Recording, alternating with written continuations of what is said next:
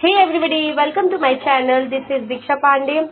In this video, we will discussing about the most important case studies for upcoming examination of class 12 standard board OCM paper. So friends और student, जैसे कि as you all know about the कि ये case studies आपके exam में आने वाले हैं, प्लस आपके लिए बहुत ही इम्पोर्टेंट है।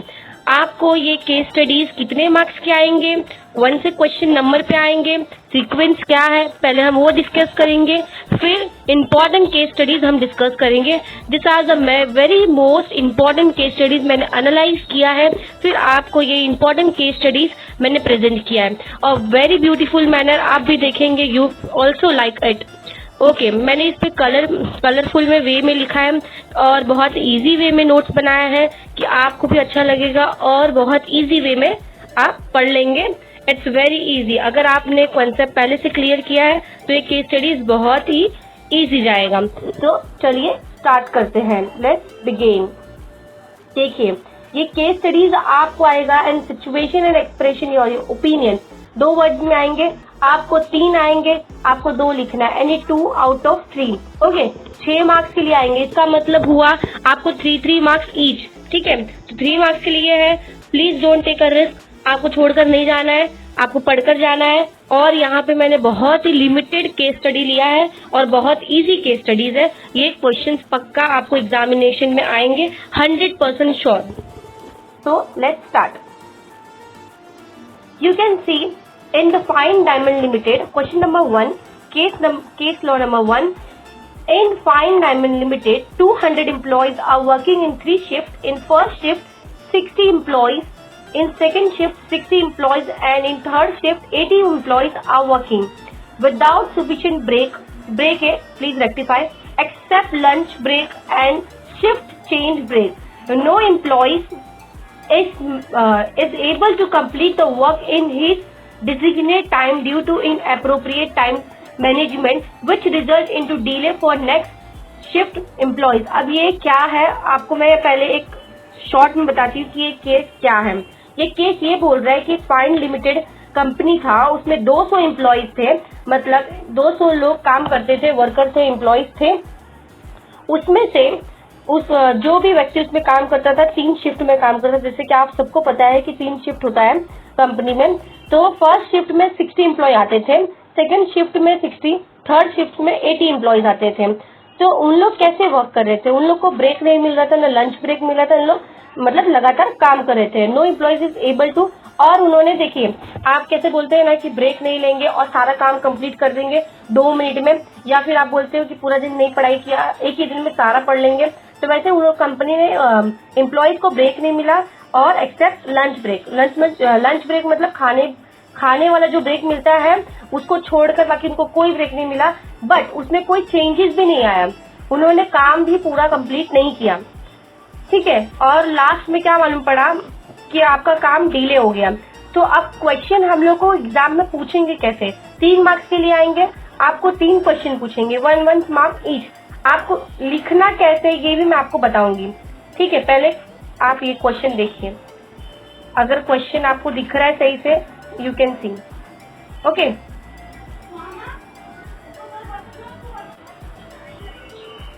आई थिंक आपने क्वेश्चन देख लिया है, और अगर क्वेश्चन नहीं देखा है तो पॉज करके वीडियो को देखो। क्वेश्चन पहले आपको रीड करना है, आप क्वेश्चन में पूछ क्या रहा है। ठीक है, एग्जामिनर पूछना क्या चाहता है हम लोग को। ठीक है, identify with the scientific principle need to be followed by the company. कौन सा साइंटिफिक प्रिंसिपल कंपनी फॉलो कर रहा है। Suggest 2 scientific techniques which can be use for smooth flow of work in fine diamond limited. वो क्या कह रहा है कि कौन सा, पहले से बताइए आप कि कौन सा प्रिंसिपल हम यूज कर रहे हैं, और वो प्रिंसिपल में, ठीक है, वो प्रिंसिपल में कौन सी टेक्निक जो यूज कर रहे हैं वो बताइए। थर्ड क्वेश्चन पूछ रहा है why work is not being completed in time. वो बोल रहा है कि टाइम पे काम हुआ क्यों नहीं। ठीक है, हम लोग को 3 क्वेश्चन करना है, आपको लंबा चौड़ा लिखना नहीं है, पॉइंट टू पॉइंट आंसर लिखना है, 1 मार्क्स के लिए आने वाला है। ठीक है, 2, 3, 4 लाइन से ज्यादा नहीं लिखना है। ठीक है, 2 to 4 लाइन से ज्यादा आपको क्वेश्चन आंसर नहीं लिख रहा है। ठीक है, पेपर लेंथी होगा, आप इसी में टाइम वेस्ट कर देंगे। तो चलिए आंसर देखिए। अभी देखिए, कभी भी आप आंसर लिखेंगे ना तो देखो आपको ये टेक्निक यूज करना है। देखो पॉइंट वाइज में लिखना है आंसर। मैंने कलरफुल पेन यूज किया है क्योंकि नोट्स को प्रिसाइज और बहुत ब्यूटीफुल, मतलब ब्यूटीफुल लाइक नहीं, आपको समझ में आए फटाक से, इसके लिए मैंने अलग अलग पेन यूज किया है, कलरफुल नोट यूज किया है। बट आपको एग्जाम में एक ही पेन से यूज करना है, ठीक है। प्रेजेंटेशन आपको रखना है प्रॉपर। तो देखिए आंसर कैसे स्टार्ट करने का, हर केस स्टडीज आपको ऐसे ही स्टार्ट करना है, ठीक है। In the above case principle scientific management called science not a rule of thumb needs to be follow. वो क्या कह रहा है कि इन ऊपर वाले केस में, इन अबाव केस आप मतलब लिखिए, या according to the mention case, according to the given case, in the given case, ऐसा आप लिख सकते हैं, ठीक है।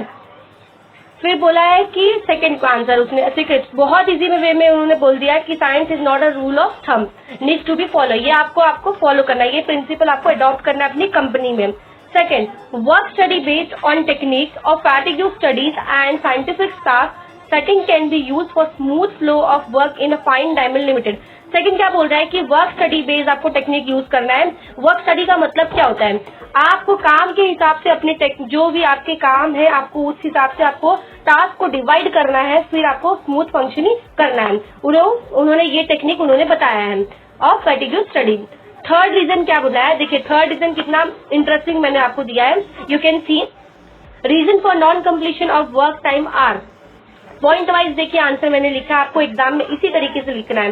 देखिए पॉइंट वाइज में क्या बोल रहे हैं, क्या क्या रीजन था जिसकी वजह से काम नहीं हुआ। Long working hours without sufficient break reduce the efficiency और ऑफ द लेबल। लेबल मतलब सॉरी, वहाँ पे लेबर आएगा, वहाँ पे रेक्टिफिकेशन कर लीजिए। लॉन्ग वर्किंग आवर्स, देखिए आपको ज्यादा देर तक आप काम करेंगे, आपके दिमाग में ऐसा रहेगा कि मैं ज्यादा देर तक पढ़ूंगा, या कंसिस्टेंसी ठीक है, कंसिस्टेंसी ठीक है, पर अगर आप सोचोगे कि लॉन्ग टाइम तक आप पढ़ते रहोगे लगातार और आप सोचोगे कि बहुत अच्छा मेरा रिजल्ट आएगा, तो ऐसा नहीं है। आपको बीच बीच में गैप लेना ही चाहिए क्योंकि इफेक्टिव स्टडी के लिए तो उनकी इफिशिएंसी बढ़ेगी। उनको कंपनी में एम्प्लॉयज को ब्रेक देना चाहिए, एक लगातार काम नहीं करना चाहिए। ये सबसे बड़ा रीजन है जो ये लोग लॉन्ग वर्किंग आवर्स को कर रहे हैं, वो सफिशिएंट ब्रेक नहीं दे रहे, जिसकी वजह से उनका काम कंप्लीट नहीं हो रहा है। Second reason, inappropriate time management planning done by the department, all the heads such as functional manager result into the delay for the next shift employees। देखिए अगर inappropriate plan होगा, आपका प्लानिंग बेस्ट नहीं होगा तो आपका काम बेस्ट नहीं होगा। फंक्शंस ऑफ मैनेजमेंट में हम लोगों ने पढ़ा था, प्लानिंग क्या होता है, well plan is a half done. We have studying the planning, well plan is a half done. अगर आपका प्लानिंग ही अच्छा नहीं है तो आपका काम कैसे अच्छा होगा। Third reason, standard required time and the standard output are not defined by the manager or management of the fine diamond limited।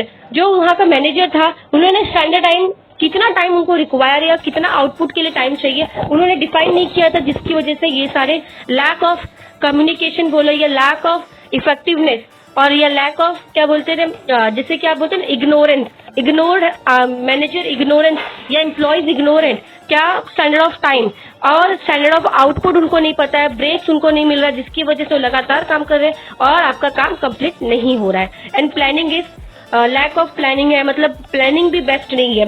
ये सब रीजंस है। You can C first case studies मैंने आपको एक्सप्लेन कर दिया है, okay, easily understandable. I hope आपको समझ आ रहा है। इसी तरीके से वीडियो से हम आगे बढ़ते हुए स्टार्ट करते हैं, ठीक है। आप पॉज करके ये देख लो, पॉज करके आंसर स्क्रीनशॉट ले लो, ठीक है, या फिर आपको ये पीडीएफ या नोट्स चाहिए होगा तो send me high on WhatsApp और ईमेल मी, ओके। तो बढ़ते हैं हम हमारे सेकेंड केस स्टडीज पे, ओके। आई होप आपको फर्स्ट वाला समझ में आ गया होगा। क्वेश्चन बहुत इजी था, आपको इजी क्वेश्चन एग्जाम में पूछा जाएगा, बहुत एकदम मिराकल, बहुत हार्ड टफ क्वेश्चन नहीं पूछा जाएगा आपको एग्जाम में। तो सेकेंड क्वेश्चन के बढ़ते हुए जाते हैं, ठीक है। Case study number second, okay. बने रहिए हमारे वीडियो के साथ, आगे देखिए बहुत इंटरेस्टिंग वीडियो आने वाला है और सिर्फ इंपॉर्टेंट क्वेश्चन ही मैंने इसमें कवर किया है और टोटल 9 क्वेश्चन मैंने कवर किया है which are very most important, will be coming in your exam 100%। तो आपको ये तो करके ही जाना है anyhow, okay. So second question, second case studies, mister Ram is emerging entrepreneur has designed a structure of his business organization by taking into the consideration the required resources such as land, money, money, machinery, workforce, etc. for his new business, he appointed Mr. Ram as a manager. Mr. Ram has assigned the responsibility such as recruitment, selections, training and development, and to determine the remuneration of employees to the Mr. Sham. Mr. Ram has also appointed a Mr. Shubham to supervise the work done by the employees according to the standards given to the employees. Mr. Shubham has also suggested the remedies to the employees whenever necessary on this contest. ये सारे देखो case studies है, यहाँ पे 3 लोग हैं, 3 person है, okay 3, mister Ram, mister Shyam, mister Shubham.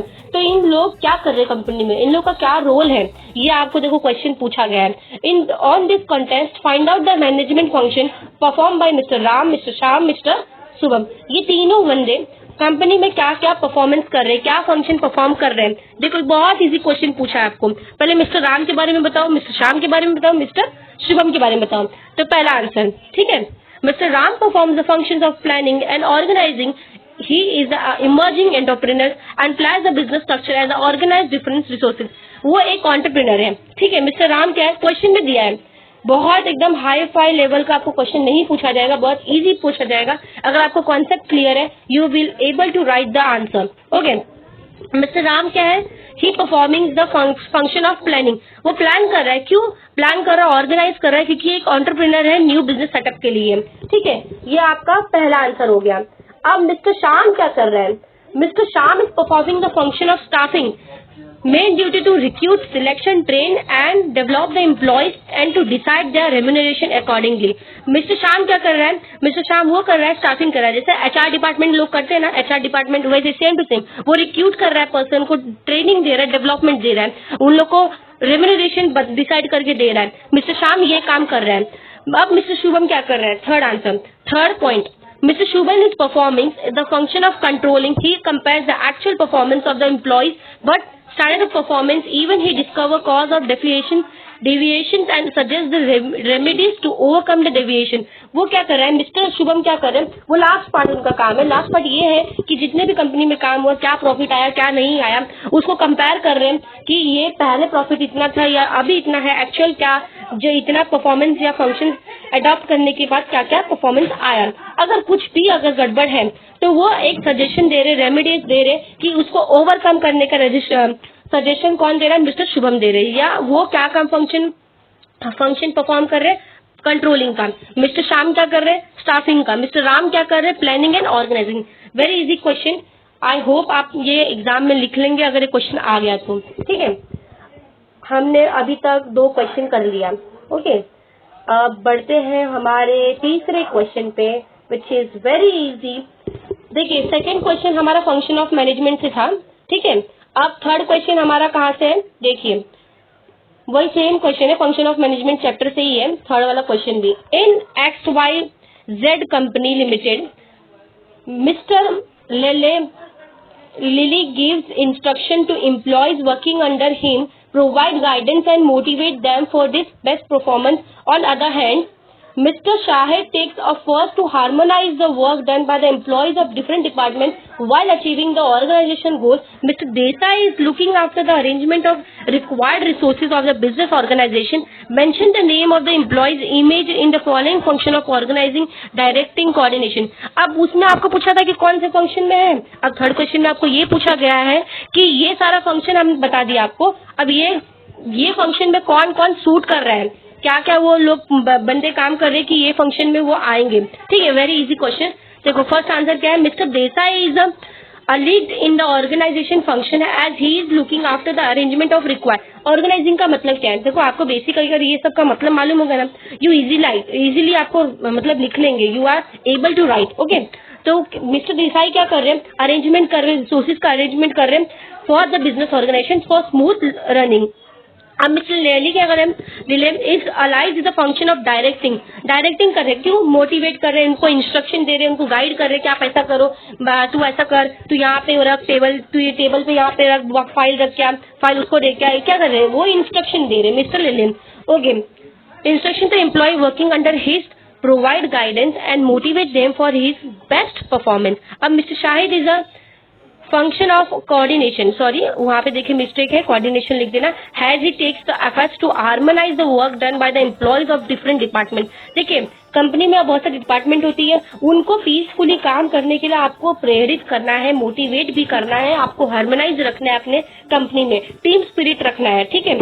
तो मिस्टर शाहिद वो काम कर रहे हैं, टीम स्पिरिट का काम कर रहे हैं, ओके, टीम स्पिरिट का उन्होंने काम किया, ओके। अब क्वेश्चन नंबर 4 पे हम लोग चलते हैं, बहुत इजी है। आई होप आपको क्वेश्चन नंबर 1, 2, 3 आपको बहुत अच्छे से समझ में आ गया। अगर डाउट होगा आप मेल सेक्शन में भी मेरे को मेल कर सकते हैं, मैसेज कर सकते हैं, कमेंट सेक्शन में भी आप कमेंट करके मुझे क्वेश्चन पूछ सकते हैं, ओके। अब क्वेश्चन नंबर 4 पे चलते हैं हम लोग। पहले क्वेश्चन नंबर 4 पे जाने से पहले आपको पहले आप ये देख लीजिए आपको कहीं डाउट नहीं है। Scroll your screen and see, आपको चाहिए screenshot, take it, then we will discussing about question number 4, okay. Mr. Soham is young MBA degree holder. Mr. Naveen is a BCom graduate. Mr. Soham is willing to start dairy farm at his village. Mr. Naveen is willing to work as a cashier in the private company.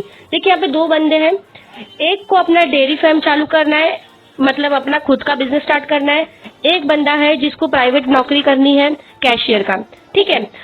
और सोहम है, उसके पास कौन सी degree है, MBA का degree है, और नवीन के पास है बीकॉम का डिग्री, ठीक है। अब इसमें क्वेश्चन पूछा क्या है आपको, देखिए थर्ड पॉइंट दिया आपको, 3 क्वेश्चन पूछा गया है। Find out the dreams of Soham and Naveen, आपको पूछा गया है कि सोहम का क्या ड्रीम है और नवीन का। बहुत इजी क्वेश्चन है, आपको क्वेश्चन में ही दिया गया है, इजिली यू कैन राइट, पर आपको पता होना चाहिए। आपका देखिए कभी कभी क्वेश्चन में ही दिया होता है, हमको पता नहीं चलता है, तो क्वेश्चन को ट्वाइस टाइम आपको रीड करना है। सेकंड क्वेश्चन पूछा है state any one feature of entrepreneur, देखिए थर्ड चैप्टर का आपको पूछा गया फीचर, आपको बताना है कि एंटरप्रेन्योर का क्या क्या फीचर है, ठीक है। To become a successful entrepreneur which quality mister Soham should have, mister Soham को एंटरप्रेन्योर बनना है तो उनके पास कौन सी क्वालिटी होनी चाहिए। तो आंसर देखिए, फर्स्ट है dream of Soham is to become a entrepreneur and Naveen is to take up a job in the private company and get a fixed income and salary। देखिए ड्रीम क्या है सोहम का, उसको एंटरप्रेन्योर बनना है, उसको क्या करना है, डेयरी फार्म का स्टार्ट करना है, कहाँ पे, उसके विलेज में। और वहीं सेकंड साइड में आप देख सकते हैं नवीन को एक प्राइवेट नौकरी चाहिए, फिक्स इनकम सैलरी चाहिए। सेकंड आपको आंसर देखिए, सेकंड पॉइंट का आंसर देखिए, स्टेट एनी वन फीचर है, तो फीचर आपको क्या बताना है, देखो बहुत इजी वे में ना, ऐसे तो आपको बहुत सारे फीचर्स हैं, आप एक कोई भी सिलेक्ट करके एक बहुत बेस्ट फीचर दे दो, क्योंकि एक ही मार्क्स के लिए 10 पॉइंट आपको नहीं लिखना है, ओके 10 पॉइंट आपको नहीं लिखना है। Let's, entrepreneur is a person who is willing to take a risk in order to earn money and start a business. Entrepreneur क्या है, जो रिस्क लेने के लिए वो कैपेबल है और मनी डालने के लिए, इन्वेस्ट करने के लिए भी वो कैपेबल है, okay. Third point, to become a successful entrepreneur mister Soham should have a quality like a innovator, creator, reactivate and risk bearing and innovative ideas, consistency, hard working, intellectual capability. देखो कोई भी entrepreneur के पास ये सब quality होनी चाहिए business start करने के लिए, okay. I hope this also very easy, बहुत इजी वे में गया है। आप बता सकते हैं कि नोट्स बहुत प्रिसाइज वे में है और बहुत ही इम्पोर्टेंट, आपको ऐसा नहीं लग रहा है कि बहुत अच्छे वे में मैंने नोट्स को तैयार किया है, ओके। अगर नोट्स अच्छा है तो कमेंट बॉक्स में बता देना कि नोट्स अच्छा है, और अगर नोट्स चाहिए होगा तो कमेंट बॉक्स में या व्हाट्सएप नंबर पे मैसेज कर दीजिएगा, आपको नोट्स मिल जाएंगे, ओके। क्वेश्चन नंबर 5 हम लोग स्टार्ट करते हैं, हमारा इंटरेस्टिंग क्वेश्चन देखिए। Mister X deals in import and export business, so he needs to different foreign currency for expansion of his business. He borrow money from bank, he invest his fund in equity share. देखिए mister X था, वो import export करता है अपने business में, foreign currency में deal करता है, उसको क्या चाहिए, फॉरेन मनी चाहिए, वो इसलिए पैसा कहाँ से मांगा, बैंक से बोरो किया मनी, ओके। और कहाँ पे इन्वेस्ट कर दिया, इक्विटी शेयर में इन्वेस्ट कर दिया। अब आपको बताना है कि ये कौन सा मार्केट है, कहाँ से उसने पैसा बोरो किया है। बहुत मतलब एकदम तुच्छ क्वेश्चन पूछा, मतलब क्या एकदम इजी क्वेश्चन पूछा है, आप बहुत आराम से दे दोगे। Name the market from where the mister X borrow money, mister X कहाँ से पैसा बोरो किया, ठीक है। तो mister X borrow money from capital market, okay. Name the market where the mister X invest, कहाँ पे उसने इन्वेस्ट किया है, तो कहाँ पे इन्वेस्ट किया? रेगुलेटेड मार्केट में इन्वेस्ट किया। Which type of currency is required for international market? आपको सबको पता है इंटरनेशनल मार्केट के लिए कौन सी करेंसी रिक्वायर्ड है? Foreign currency. इसमें क्या बहुत बड़ा टास्क था, इजी क्वेश्चन था। तो क्वेश्चन 5 भी हमारा हो चुका है, यू कैन सी, और बहुत इजी है। आई थिंक आपको फास्ट नहीं जा रहा है, एकदम एवरेज स्पीड है आपका, या मेरा एवरेज स्पीड है, और आपको मेरी लैंग्वेज या आपको मेरे समझाने के टेक्निक्स अच्छे भी लग रहे होंगे। I hope. अगर अच्छा लग रहा है तो वीडियो को लाइक करिए, सब्सक्राइब करिए अगर आपने सब्सक्राइब नहीं किया। अगर आप नए हैं तो इस वीडियो को लाइक करिए, सब्सक्राइब करिए, press the bell icon for more update. ऐसे वीडियो आते रहेंगे आपके 12th स्टैंडर्ड के लिए। सारे वीडियोज मैं अपलोड करते रहूंगी आपके एग्जाम तक। I will be supporting you. Okay okay, आते हैं come to the point. Question number 6। Question number 6 हम स्टार्ट करते हैं। Take a small break. Okay, कब से देख रहे हैं? Take a small break, then we will starting. Okay. Number 6. Mr. Ashok visited a shop to buy a pair of shoes for rupees 700. The salesman forced him to buy a pair of bigger size shoes of ordinary company by claiming this size would be suitable to him. After reaching home, he discovered that shoes are still too big for him. He complained about the shoes to shopkeeper. He was denied by the shopkeeper to replace the shop shoes despite of availability of stock. देखिए, consumer protection का क्या है, देखिए chapter में बताया, अगर आपको कुछ भी 1 रुपए का भी अगर आपको डिफॉल्ट है, आप केस कर सकते हैं, you can launch a complain. ठीक है, तो यहाँ एक केस स्टडीज में क्या बताया है, एक मिस्टर अशोक है, वो शॉप पे गया, शूज लिया और उसको बिगर साइज दे दिया, और वो जब रिटर्न करने जा रहा है तो डिनाई कर रहा है कि मैं रिटर्न नहीं करने वाला हूँ। ठीक है, despite of availability of stock. अब इस केस में आपको पूछा क्या गया है, बहुत इजी पूछेंगे, बहुत एकदम टफ लेवल का नहीं पूछेंगे आपको। In about case which right has been violated? कौन सी कंज्यूमर की ऐसी राइट वायलेटेड है, कौन सा राइट उन्होंने वायलेट किया है? Comment on the right which has been violated. आपको जो राइट वायलेटेड किया उसके बारे में कुछ बताइए। Where can be mister Ashok file his complaint? कहाँ पे मिस्टर अशोक कंप्लेंट फाइल कर सकता है? तो देखिए आंसर बहुत इजी है।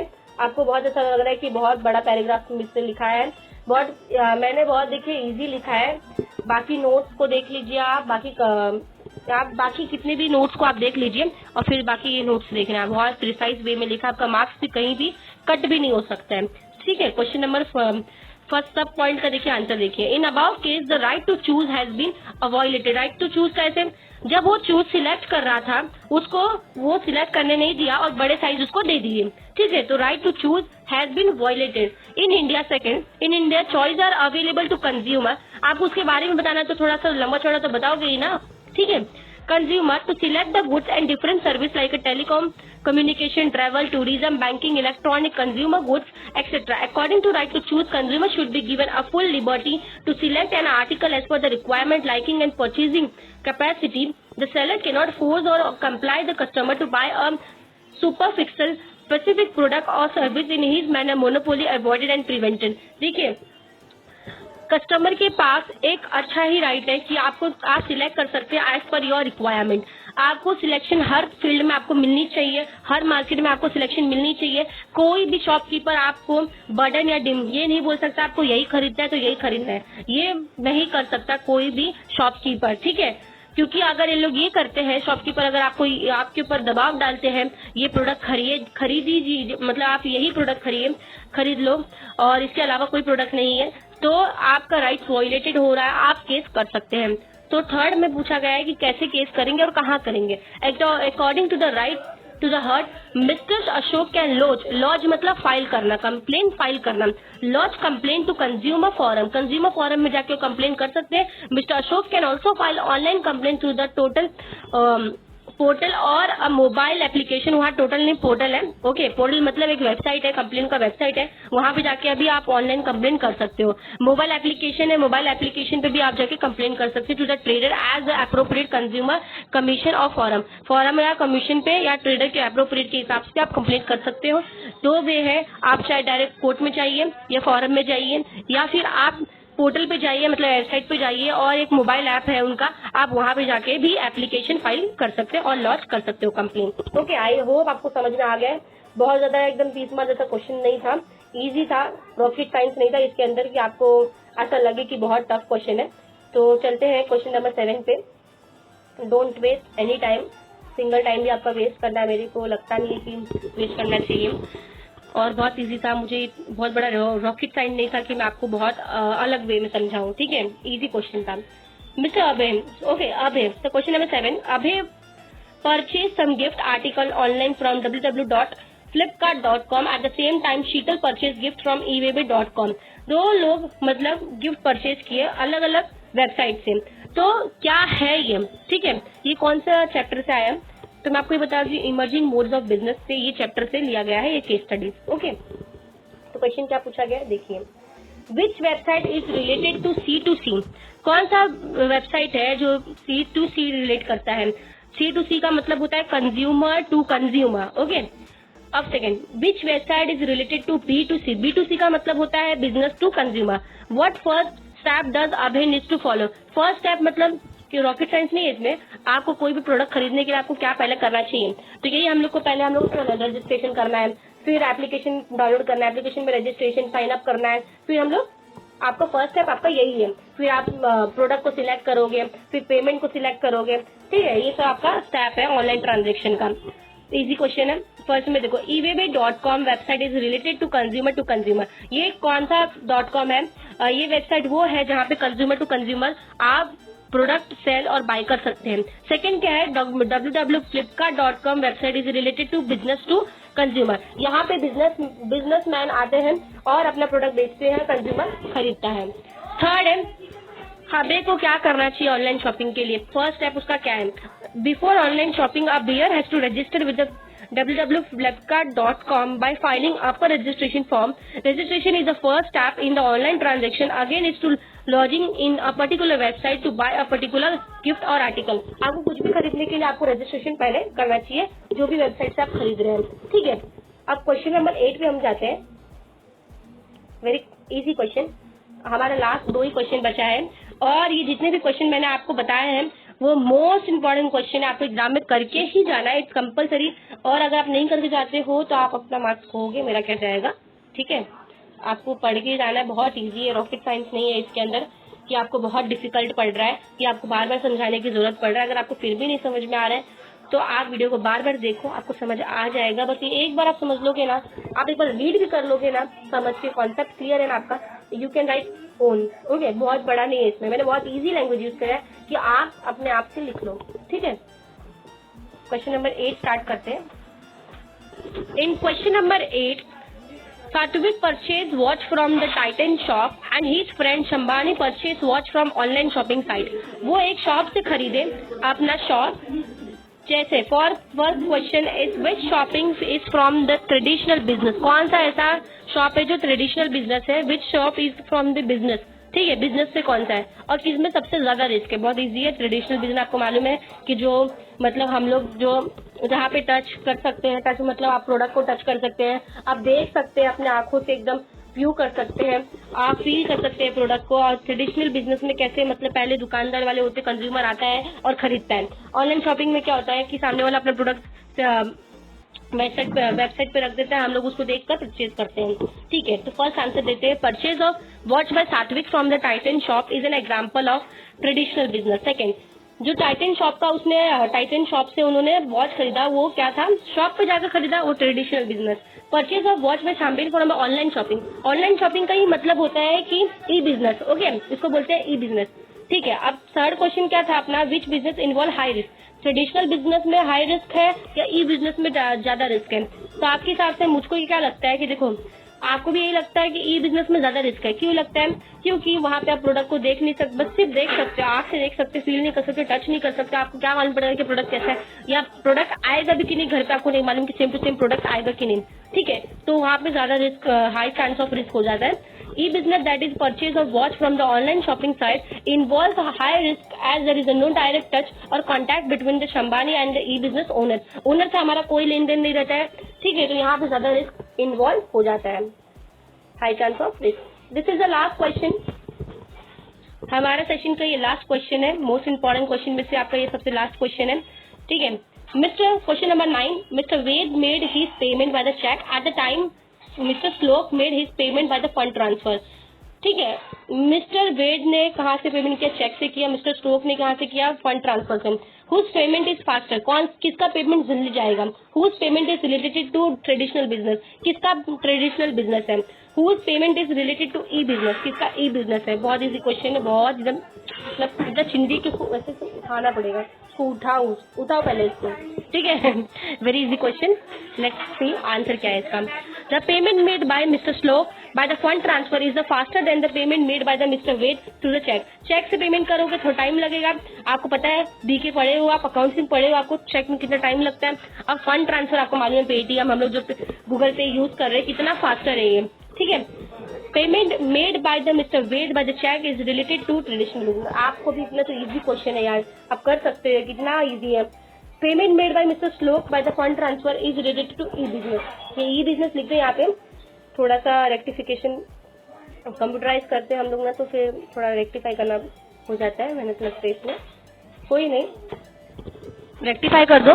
और आई होप आपको समझ में आ गया होगा कि बहुत कितना इजी है। देखिए, मैंने आपको सिर्फ इस वीडियो में इम्पोर्टेंट क्वेश्चन नहीं बताया, मैंने आपको इस वीडियो में इम्पोर्टेंट क्वेश्चन के साथ आपको एक्सप्लेनेशन दिया है कि ये केस स्टडीज क्या कहना चाहता है, इसके क्या क्या आंसर है। ओके, सो आई होप आपको क्वेश्चंस भी समझ में आ गया होंगे, आंसर्स कैसे लिखना है, द वे ऑफ आंसर आपको समझ में आ गए, ठीक है। So I am ending this session, that's it for today. Okay, give your exam best and all the best for upcoming exam, and thank you for watching my video. Just subscribe my channel for more updates.